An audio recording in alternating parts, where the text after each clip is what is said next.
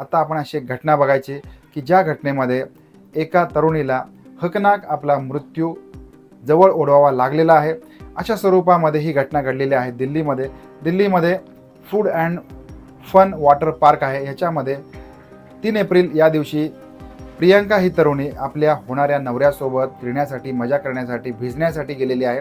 तिथे गेल्यानंतर एका नादुरुस्त विभागामध्ये जो अलीकडे चालू केलेला होता, खुला केलेला होता, त्याच्यामध्ये रोलर कोस्टर राईडवरती त्याने जाणं पसंत केलं।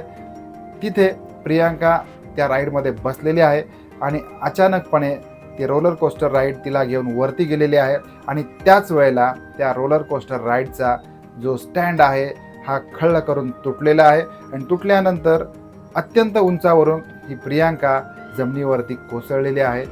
खूप उंचावरून जमिनीवरती वेगामध्ये कोसळल्यामुळे त्या तरुणीचा अतिरक्तस्राव होऊन मृत्यू झालेला आहे।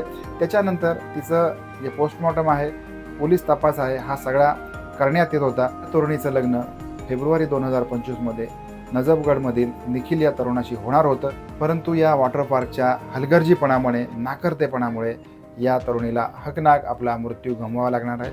आपण जर का वॉटर पार्कमध्ये जात असाल, आपल्यासोबत लहान मुलं असतील, आपली मित्रमंडळी असतील, तर आपण या गोष्टी सजगपणे हाताळल्या पाहिजेत, सजगपणे बघितल्या पाहिजेत।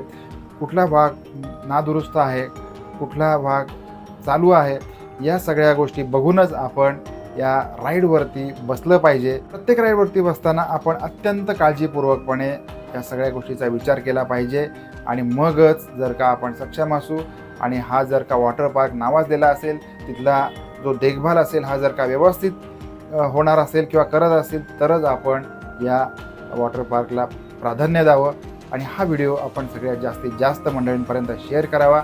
अशा स्वरूपामध्ये एखाद्या व्यक्तीचा प्राण वाचू शकतो। धन्यवाद।